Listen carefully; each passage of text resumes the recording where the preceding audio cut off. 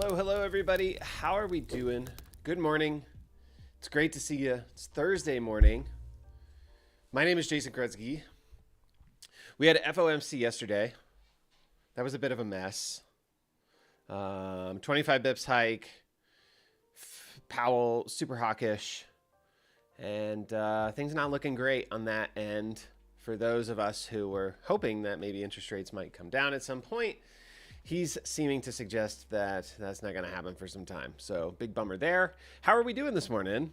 How are you guys? There's a few of you here. I'm sitting here just watching this absolutely epic collapse on SQ here. Not sure if anybody has seen this. I was scanning through the data flow widget this morning, just kind of checking up on news to see if there was anything of interest going on. And I came across this Square News right here. Hindenburg Research issues short report. Not great for Square. Looks like, what are they saying? How inflated user metrics and frictionless fraud facilitation enabled insiders to cash out over $1 billion. Lovely. So here's the headline. I don't know much more about it than just the headline, but clearly the market, the market doesn't like it, and hopefully anybody who's tuned in is not long SQ at this time, or maybe if you just got long about 5 minutes ago, then props to you. Well done, nice trade. Coming into those December lows, I've got a couple of lines drawn here just to kind of keep track of things. Coming into those December lows, looks like they took all the stops and now they're doing a little bounce. So if you caught that move, good job. Well done. Proud of you. If you didn't, probably best to stay on the sidelines for these things. Hindenburg has a reputation of rarely missing.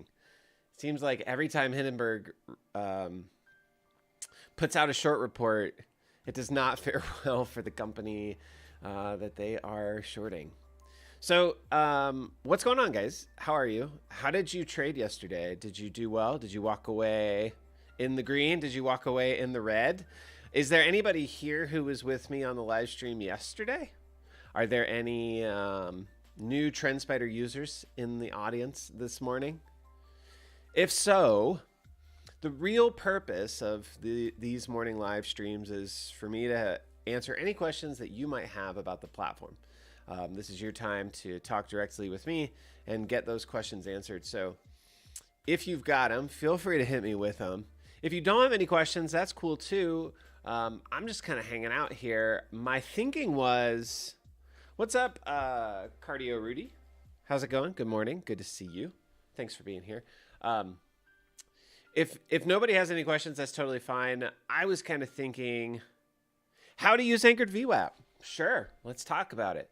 So anchored VWAP can be used in all kinds of different ways. And I'm guessing that you're kind of curious, you're looking for just the best ways to utilize it on your chart, or are you looking for ways to utilize it outside of just on your chart?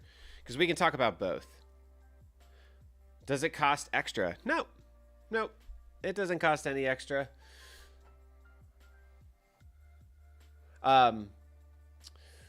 The way that I utilize it, so there's a couple of different ways to, first of all, there's two different ways to access anchored VWAPs on the platform. First way, most efficient way, is by right-clicking on a candle. Right-click on a candle, select create alpha trends anchored VWAP here, and you can put an anchored VWAP on any candle that you want. You can also utilize it as a standalone indicator. So this I did manually, right? By right-clicking, and I can right-click on any candle, create alpha trends anchored VWAP, and it's going to do that for me, right? I could have a ton of them, I could have none of them, whatever.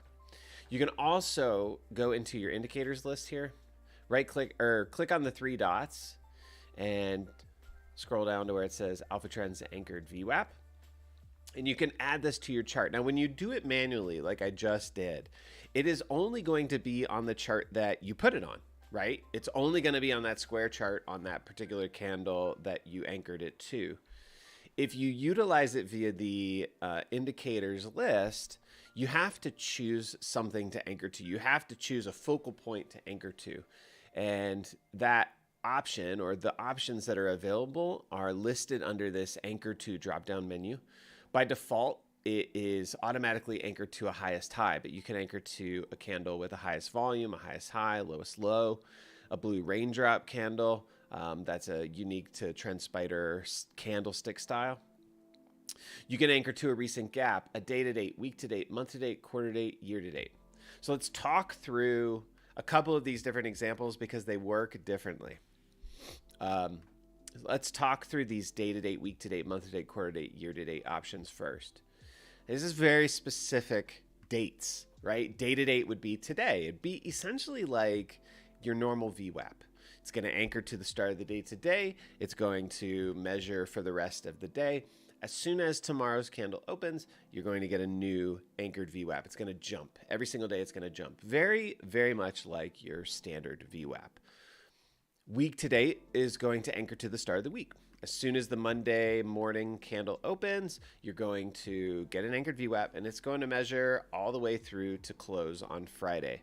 As soon as close on Friday happens, that anchored VWAP is essentially going to jump to next Monday, and then it will anchor again. So that's your week to date. Month to date, it works the exact same way as week to date, but starting at the beginning of the month.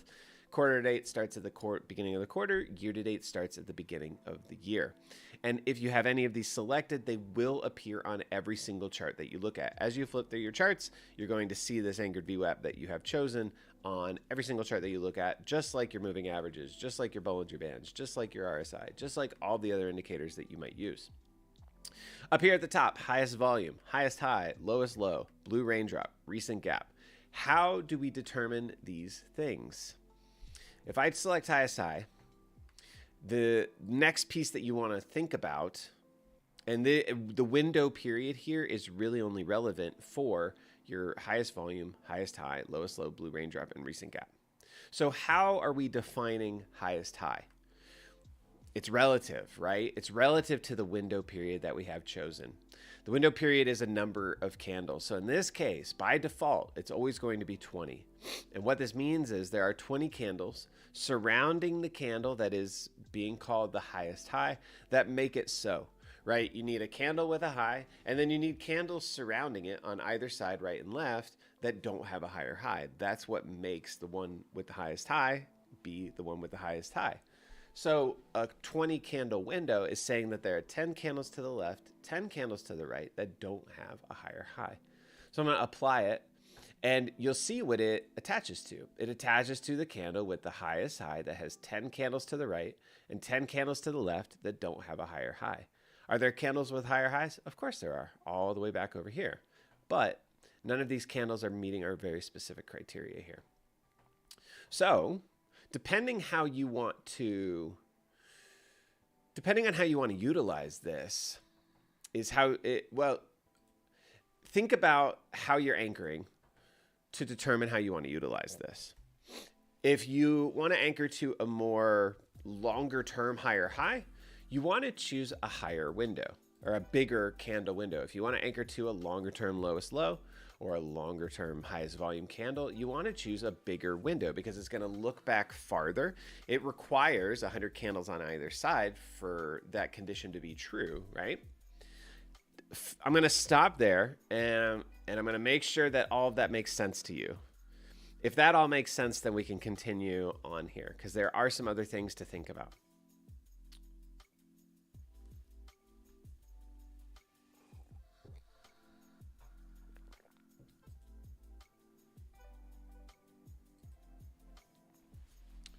Cardio Rudy, what do you think? Does that make sense so far?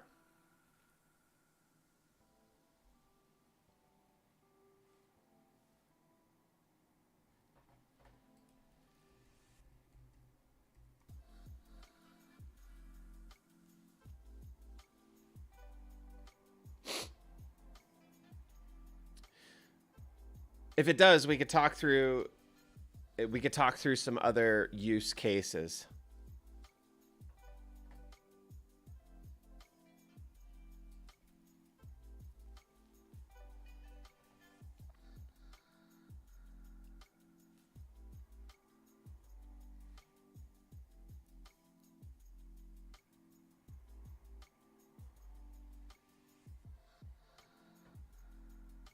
Cardio, are you still with us? Did you leave?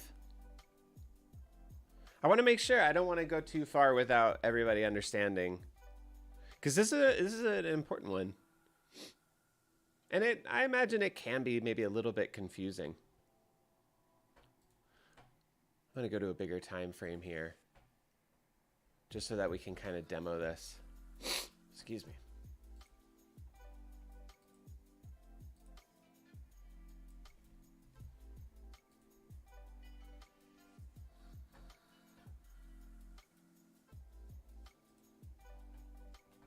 So for example,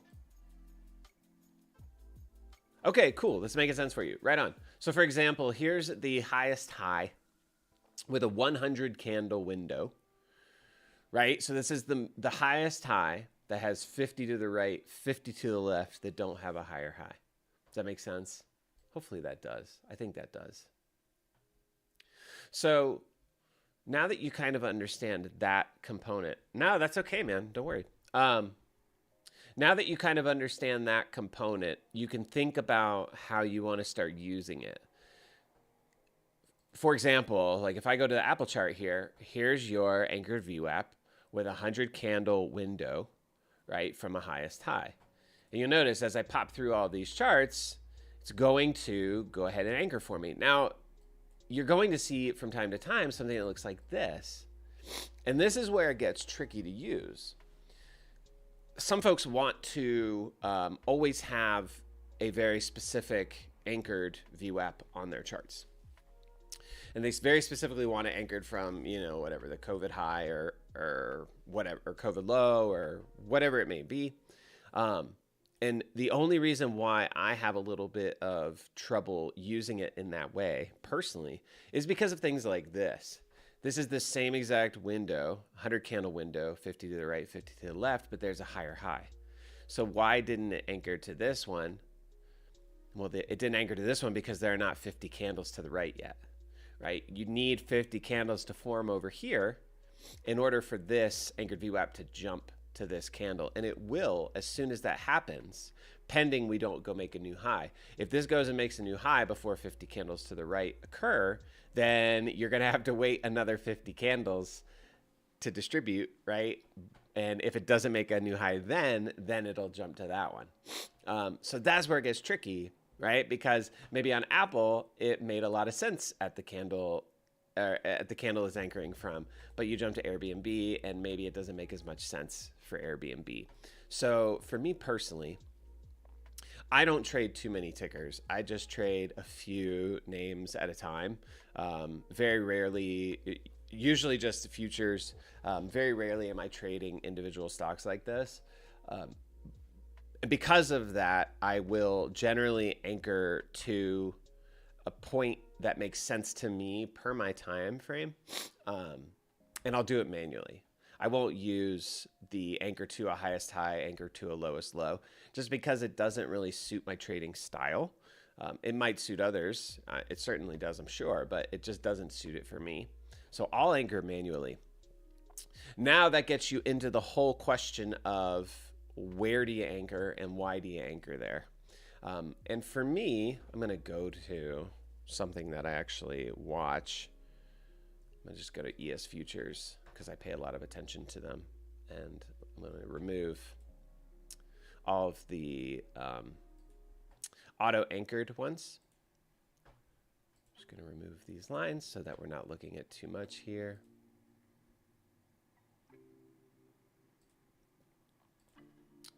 So generally speaking, when it comes to manually anchoring, I'm going to anchor to important places on the chart, important inflection points per my time frame. Now, oftentimes I am going to have just your standard VWAP on my chart. I want to know where buyers are at any point in time during the day. But then you want to know your bigger levels. So for me, what is an important level are immediate highs and lows. Immediate lows for me are going to be October lows. Those are kind of the most important low. So I'm pretty much always going to have this anchored VWAP. Excuse me. This is always going to be on my chart because it's important. Or it's important to me. You know, it just represents all of my buyers from that low. And that's how you really kind of should be thinking about this. Think about it as like it's representing all of your buyers from a point and where they own the stock or the ETF or whatever. It's where they own it on average. So if price is trading above, you want to be thinking that, okay, your average buyer's in the money on the trade. If price is trading below, then you're thinking, okay, the average buyer is losing on the trade. And what happens when price comes back to levels where your average buyer owns something from? Generally, you're going to see support or resistance there, right? So that's why you kind of can see price.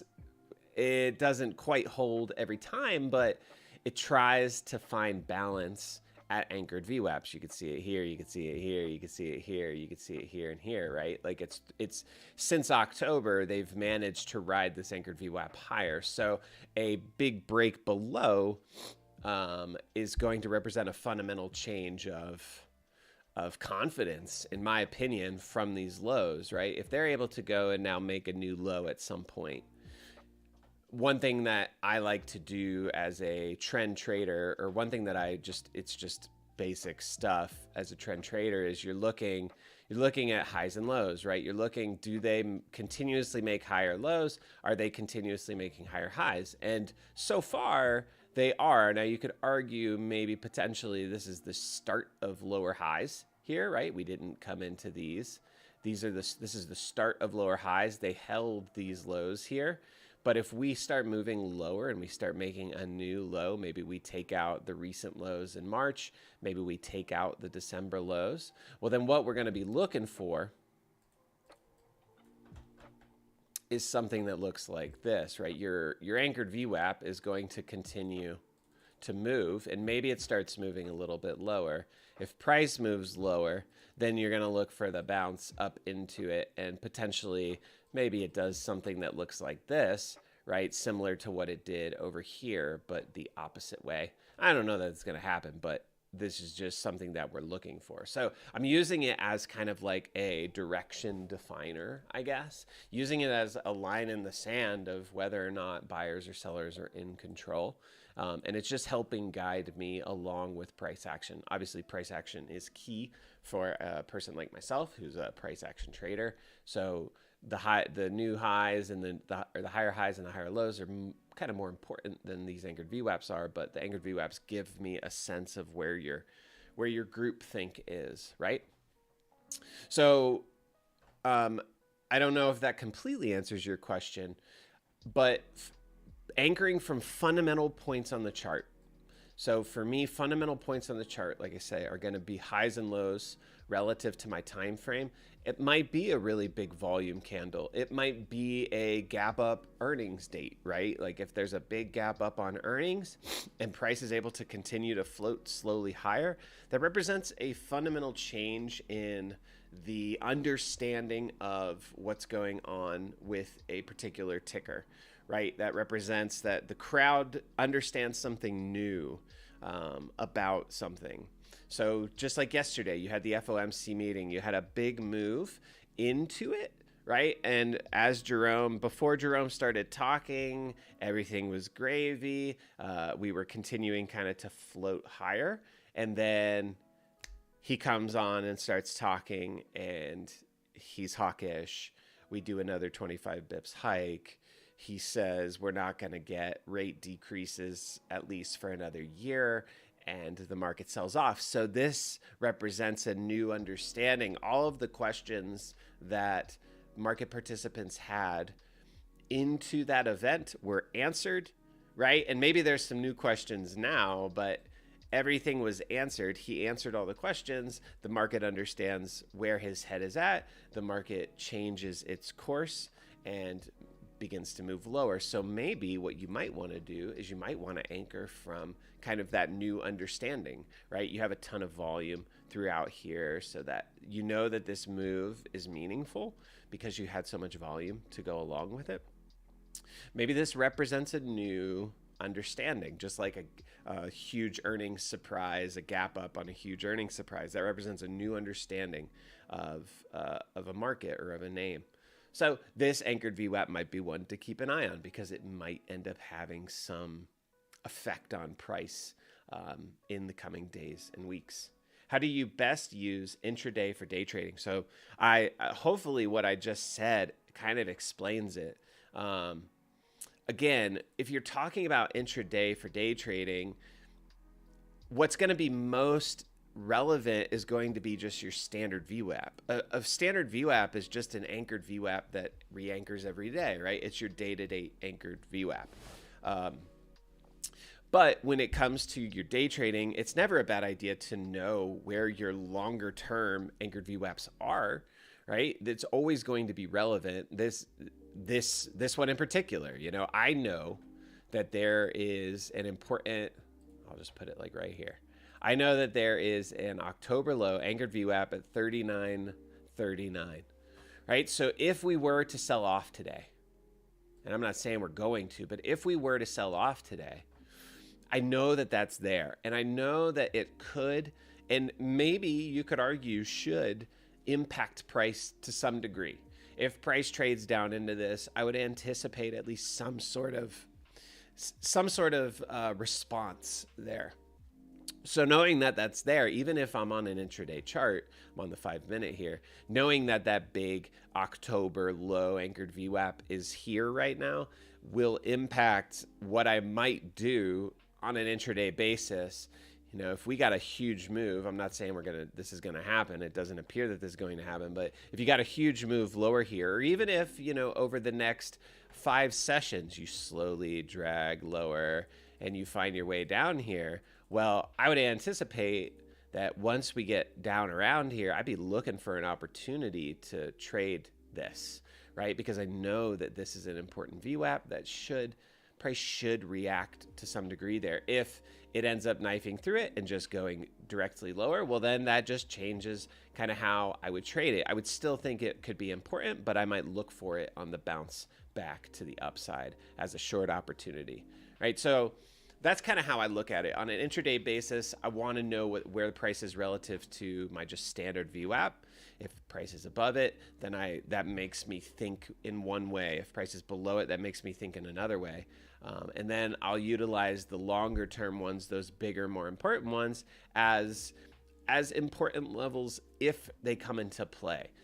The anchored VWAP off of the move yesterday, off of the highs yesterday, probably is more likely to come into play sooner than this one down here. Whether or not it will, I don't know. But if price comes up into this and we start seeing a reaction, maybe you start seeing what looks to be topping going on. The strat folks would call it corrective activity, I guess. The move back up here. If you start seeing maybe a lot of volume coming in and price not being able to push through this anchor VWAP, then that might guide me and say, okay, that, clearly sellers are in control. Sellers have been in control since the highs of yesterday. Let's see what happens if price comes back up into this area. If it finds a rejection and starts making a new low, well then, we work according to that. Maybe we start looking at this October anchored VWAP. So that's how I use it on the chart. The other ways, there are a ton of other ways that you can use it, right? Because you can create alerts on it. And this is really kind of key for me. Like maybe instead of having this line drawn here, what I'd more likely do is I would just have an alert on it. So because again, I don't know when price is going to get there, and depending on where price is relative to it, it could take weeks, right? And I don't want to keep on it moving that horizontal level, even if I'm on an intraday. So what I'll usually do is I would just right click on this anchored VWAP here. If I want to be alerted when price gets there, I'm just going to right click on it and say create alert. And then I'm going to just set up the alert to alert me when price gets there. I'll utilize a touch trigger for that. It's just it's the quickest way to receive an alert is via that touch trigger.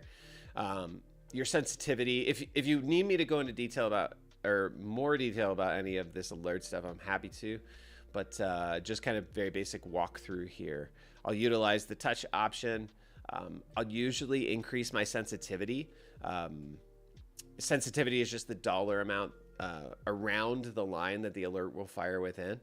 So in this particular case, what I actually might do is I might take the sensitivity completely off so that I'm only alerted if price actually touches the line, right? If I have the sensitivity up, for example, where it's at right now, it's $11.45. So that means that there's $11.45 on either side that I'm going to be alerted within. So if it's at 39.40, I'm going to be alerted at 35 or 39.51.45, right? It's completely up to you in that regard. If I maybe am, oh no, you can get it on. Do they come on the app? Well, they don't come on the app, but you can have alerts sent to your phone. You can have alerts sent to your phone. You can have alerts like via text. You can have alerts sent to your email, and I'll show you where that's set up here momentarily, so that you can decide where you want them to go. So yeah, so that's sensitivity. Confirmation candle, this is the time frame that you want to receive the alert on. Generally, I'm going to have this set to the lowest time frame possible. On the daily chart, the lowest time frame you can set an alert is the 10-minute. So that's just saying that if price goes and touches that line, whatever 10-minute candle that occurs on, as soon as that 10-minute candle closes, I'm going to get an alert to let me know. And since this is a bigger level, I don't need to be alerted the literal second. It's going to... My expectation would be that price would probably kind of hang out somewhere around that line for a minute and try and figure out what it wants to do. So that 10-minute time frame is totally fine for me. I could title this. I could say like October AVWAP. And then I need to choose how long it lives in my system. Maybe I think I want this to be active for the next 50 days. And then I have my triggers. This is how many instances do I want to be alerted on? So let's say, for example, price comes, touches that line, and just immediately bounces off of it. I'm going to get the alert to let me know that it touched. But what if that bounce is shallow and then it comes back and touches again like 2 days later? Well, I would kind of want to be alerted on that too, right? In order to be alerted on that second touch, I need to choose at least 2 triggers. I need multiple triggers. And if I think that price is going to jive around and kind of maybe bounce off that line and then maybe fail below it and then come back and test it from below and bounce off of it a couple of times, maybe I want to be alerted every single time that happens. So I need to choose multiple triggers, and I can choose up to 20, right? So that just makes it a little bit simpler so that the alert can live for a while, and I don't have to think about it too much. So I say create alert, and now that alert is on that anchored VWAP. I don't have to think about it. I don't have to watch it. I can go down to a 5-minute time frame, and I could do all my day trading stuff that I'm doing, not thinking about that anchored VWAP from the lows, but the platform is watching it for me. The platform will let me know. So how does it let you know? If you go up to the little icon here in the top right corner and go to account and settings, first thing you're going to see is notifications tab. So you've got your email, you've got SMS. You just want to put your phone number here, and then those alerts will come to you either via email or via SMS. I have email turned off. I don't care about email, but I do like to get the text message to let me know. Just never know when those alerts are going to go off. So that's how I use them.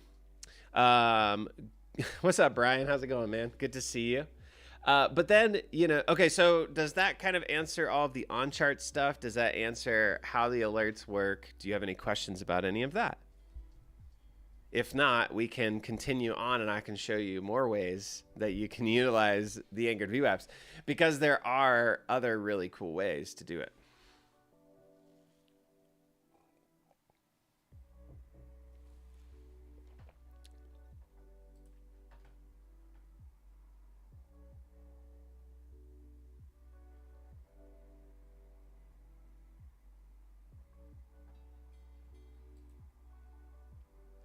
Okay, awesome. That answers all those questions. All right, so now we got to talk through these kind of more periphery tools. Absolutely. I mean, cardio, that's why I'm here. I'm here to help get you guys, our goal is to make it as easy to utilize the platform as possible. Now, that being said, obviously the platform is very dense. There's lots to utilize here. So my goal is to help you become more efficient and proficient with the platform. So the next way that you can utilize anchored VWAPs is in the scanner and in back testing or in strategy testing. So when you're utilizing anchored VWAPs in your strategy tester or your scanner, you're going to want to utilize a mode that we call continuous mode. And I'll talk you through it. So one thing that we may be looking for, one thing that traders may be looking for, let's say, for example, we're looking at the year-to-date anchored VWAP. It's a longer-term anchored VWAP. It's anchored at the start of the year. It's going to live on your chart. If you have it on your chart, it's going to live on your chart for the entirety of the year. And it's a level, it's a line in the sand, if you will, that lots of traders are looking at. So let's say you wanted to look for all stocks that were trading currently above their year-to-date anchored VWAP. Well, in order to do that, you go to add parameter here, you'd say condition, and we'd say price daily close. You could use any time frame for that, but I just use the daily. Is greater than indicator, daily anchored, year to date. So you could come here and you could change the particular anchored VWAP that you wanted to use. You wouldn't have to use the year to date one, but I'm just using it as an example.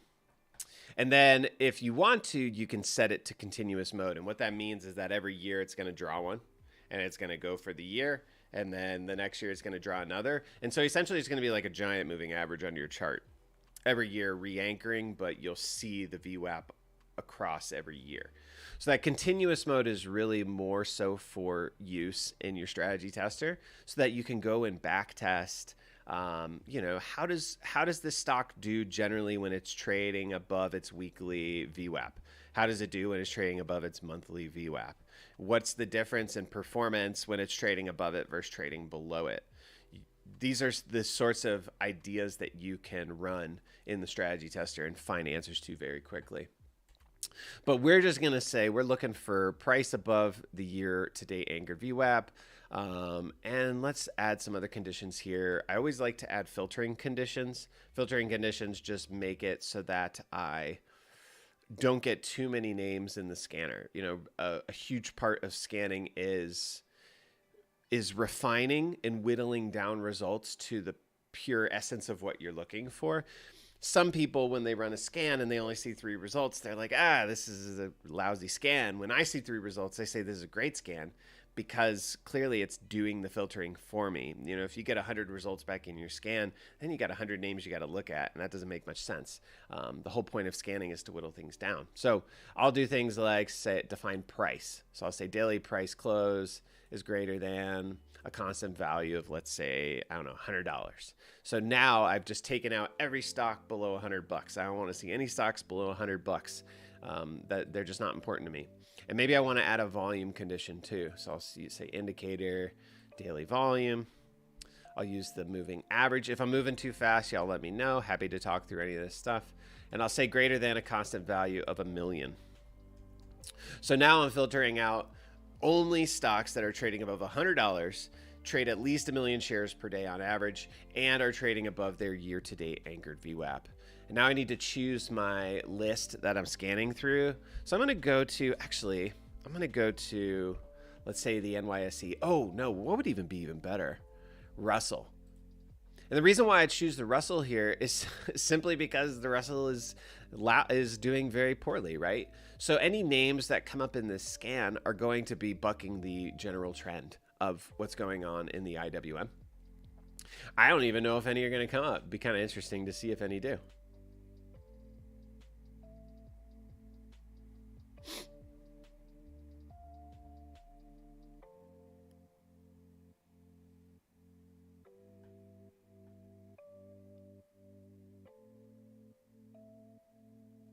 So SMCI. Out of 2,000 tickers, I got 1. That's crazy. So this name is clearly like wildly bucking the trend of its counterparts. And wow, look at it. I mean, incredible strength here on this particular one. Man, they just missed my level. I had an alert set for 61.65. I'm just seeing this now. Bummer. So yeah, so this is kind of how you can think about using it in the scanner, right? In this particular case, I've used it to find names that are bucking a trend. If I switch this to the NASDAQ, let's say the NMS composite, and I run it, I guarantee you this list is going to be quite long. It should be. I would expect it to be quite long, just because the relative strength that we've seen in the Qs.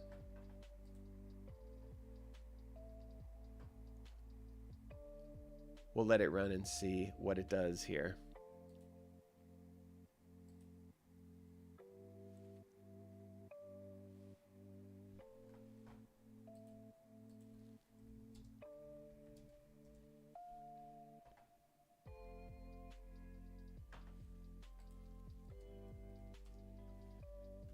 Yeah, so now it's still going, but notice how much longer this list is. So this is every name that's trading above its year-to-date anchored VWAP. So this just helps you find some relative strength, right? You could think about this the opposite way.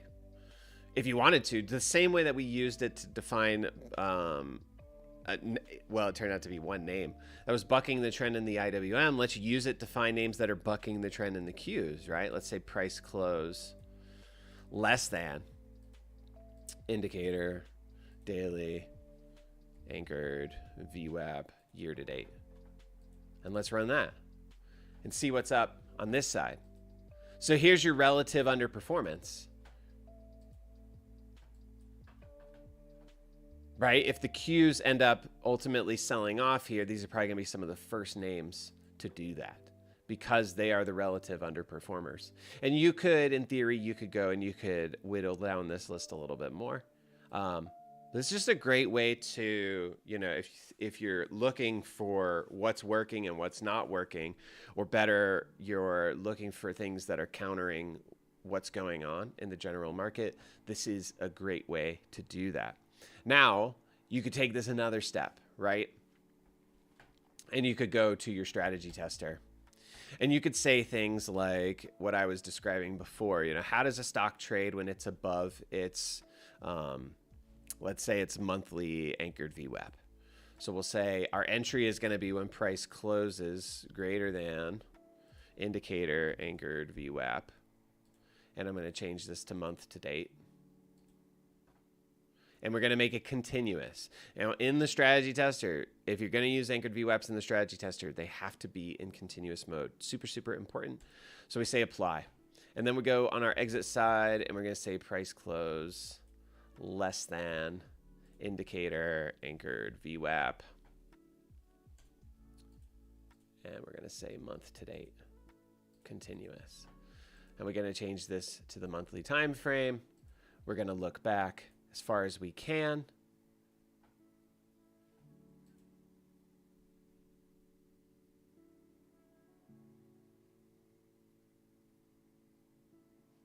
And we're going to run this thing. So we're going long when price is above its month to date anchored VWAP. We're getting out of that long when price closes below its month to date anchored VWAP.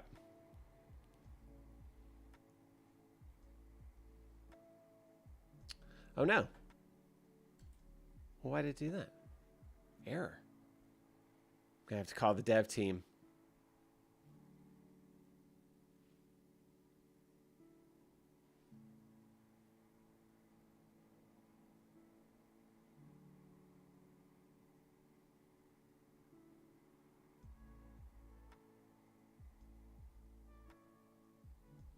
This thing's being awful slow today. It is very cloudy here at my house, so my internet connection might be a little slow too. Error. Interesting. Okay. I'm going to switch it to the weekly. So we get something that looks like this.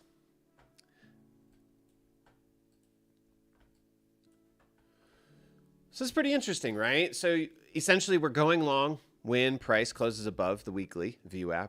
And we're getting out of this long when price closes below the weekly view. Actually, hold on. Let me anchor to here. I need to switch this.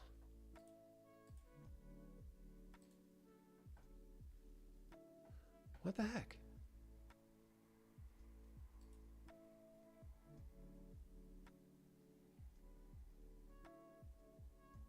What am I doing wrong here?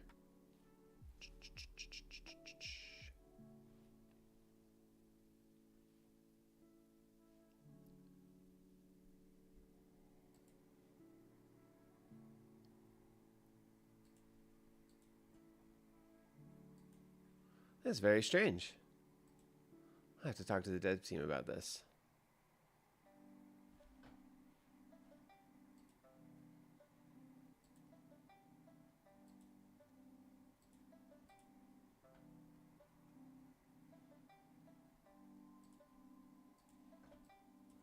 I always hate when a feature is not working properly when I'm on a live.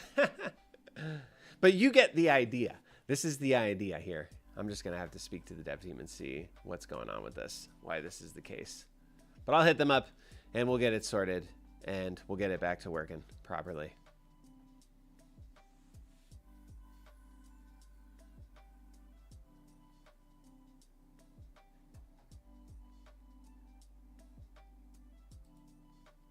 So yeah, any questions about that? Any curiosities?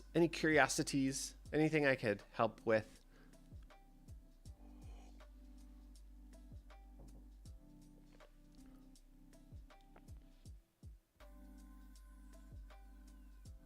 I feel like I broke this thing.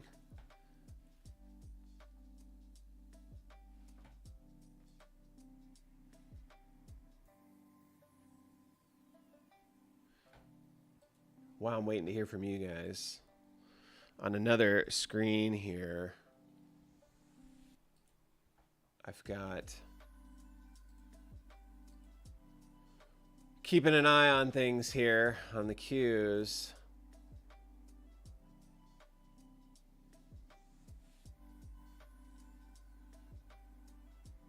I mean, a heck of a move off of yesterday's close. Huge gap up on the queues. I'm anxious to see if they're able to hold this. Kind of see it better with after hours turned on. For all my price action folks, had my eye on this bad boy right here. Nice little head and shoulders pattern. Don't know if you guys see it, but this. Had my eye here this morning. Drop horizontal level. Almost to the penny over here. All right, Cardio. Thanks for being here, man. Have a good rest of your day. Thanks for the questions.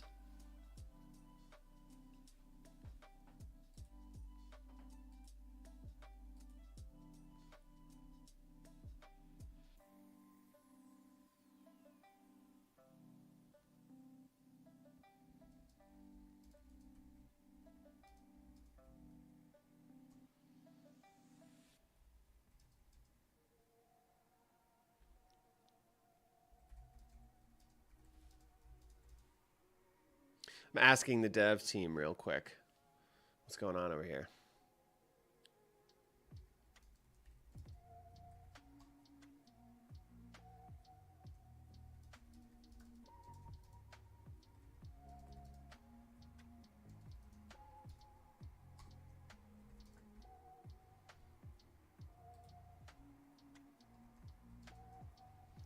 Another feature that was just recently added to the platform. Not sure if you guys saw it. But it's a pretty sweet feature. If you go to chart patterns, we now have rising and falling wedge patterns. Obviously, I know that there are traders out there that are big fans of these patterns. Many traders like to draw their own.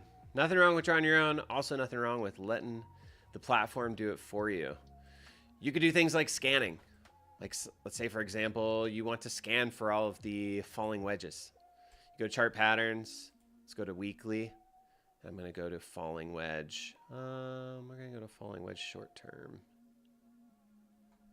Let's do this. Falling wedge. Short term. Exists. And we'll look through the NMS here. I'm going to add a parameter just to try and not get too many symbols. Actually, no, I'm not going to. We're just going to look for wedges.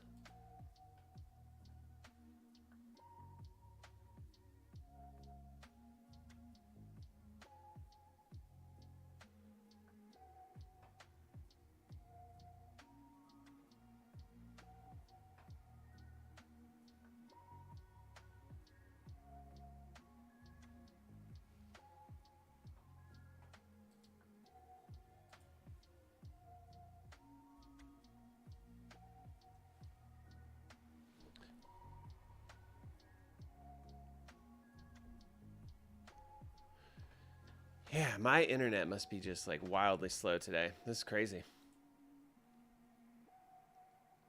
Yeah, SP. There is indeed. Auto pattern recognition. Go to chart patterns, turn on any one you want. And if it's on the chart, it will be drawn on the chart.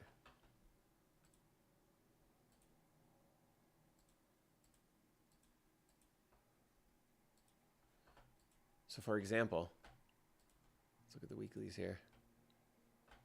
I'm gonna turn off indicators.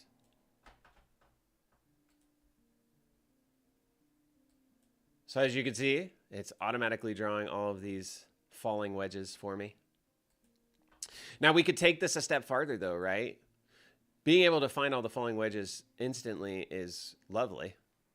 But what about being able to take it a step farther and defining things like where price is relative to them? You know, that'd be pretty cool, right? You can do it. You can say price close.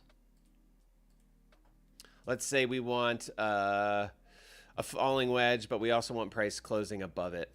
We can say price close greater than chart pattern, weekly wedge, falling top, right? You have to define that we want it above the top line. You have the top line and the bottom line. So that's what the top and bottom is. Top is referring to the top line, bottom's referring to the bottom line.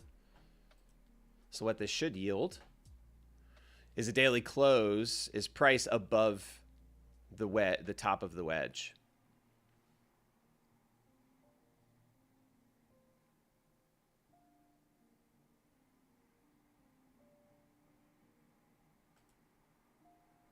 Yeah, here you go.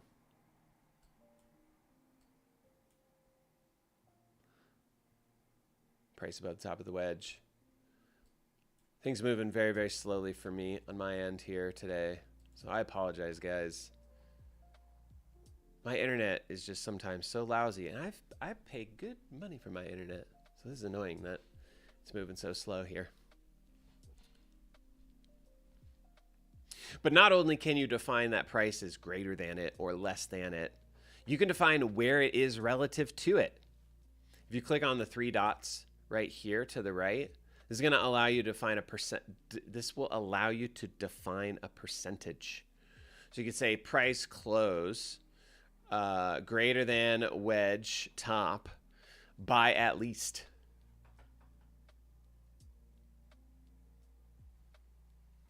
We could pop through these because they're all going to look different, right? Eric, you have price right on top of it with OLED here. You have price already having made its move and so on. So we're getting a bunch of falling wedges, price closing above them. But we haven't defined where price is relative to them. But we can. So I'm just going to stop this real quick. And we can come in here and we can say by at least X, right? So we could say by at least 1%. You could also, though, you could also do something like this. You could say price daily close is within range of chart pattern, weekly, wedge falling top by plus or minus. So you can define it. You could also take this idea. And specifically then define that it is because we've got plus or minus here. So price close within range plus or minus of the top. So it could be above, could be below. But we could define that it's either above or below simply by saying price close daily, let's say greater than chart pattern, weekly, wedge falling top. Right, so now we've defined that it is absolutely above, but it's only within 1%. So you can get price really close to the top or to the bottom or whatever. You know, the way that our scanner is, or the way that really our scripting is built is to make it so that you can define these things very simply. That's what it's all about, is if you can dream it up, if you can think it, you should be able to script it. The thinking part should be the hard part, I guess, is what I'm saying. indicator, pattern recognition, backtest, accuracy rating. There is not, because it's impossible really to run this in the strategy tester because these things are moving. Strategy tests require the same conditions to occur over and over, right? Like in order to test a strategy, you need something that you can measure the same way every time. For example, a moving average cross. A moving average cross is a moving average cross is a moving average cross. If you're trading the 821 moving average cross, it's going to be the same thing every time, right? You're just trading when they cross up, you're buying when they cross up, you're selling when they cross down. That's very easy to test. This pattern, this chart pattern, it just exists right here. There isn't a way to go back and find it elsewhere and then see what happened elsewhere. Each time is going to be a unique shape, a unique duration. They're all different. So testing a chart pattern like this is not possible to do, unfortunately. I don't know, maybe someday, one day, that sort of functionality will come along. I think, I don't expect it, but I don't know. Maybe it will.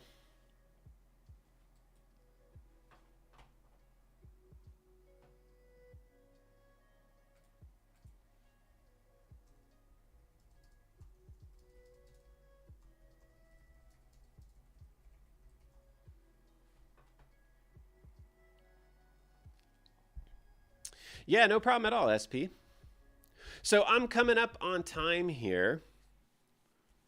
Does anybody have any last minute questions for me before we get moving? Do you guys, well, actually, hold on. Okay, so there are no shared ones yet.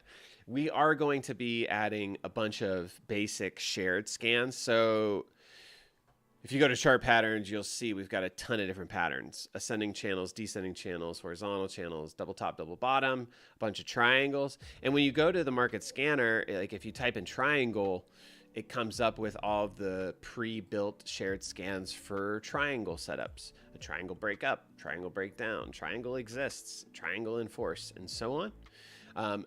We're going to be adding the same level of shared scans for the wedges. So there will be, essentially what I just built here will be a preset over in your shared scanners list here, probably in the next day or two, I would imagine. I know that we're adding them. They just haven't been added yet. So those will be coming here shortly if you want to utilize them.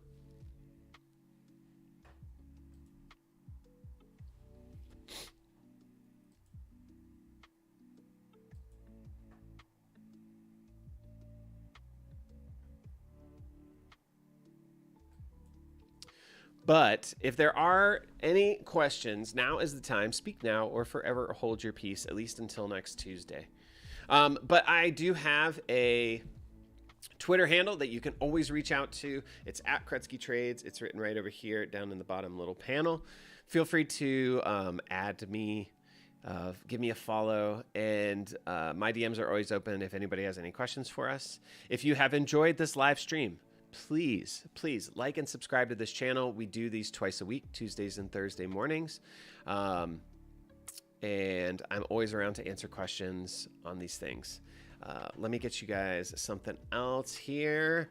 I assume that most of you are TrendSpider users. If you are not yet a TrendSpider user, though, and you are thinking about becoming one, here is a 35% discount for you on any account of your choice. This is good for monthly plans, good for yearly plans. Help yourself to it. And again, yeah, if you have any questions at any time, do feel free to reach out to me. I try to make myself as available as possible because it's the right thing to do.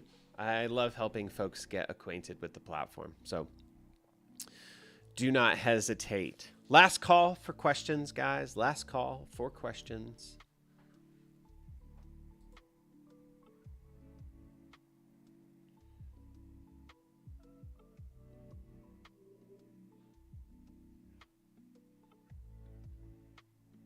If no questions, then I'm going to jump on out of here. Also, real quickly, just know down in the bottom right-hand corner where it says contact us, this is a direct feed into our employee chat room. We have live employees in chat Monday through Sunday.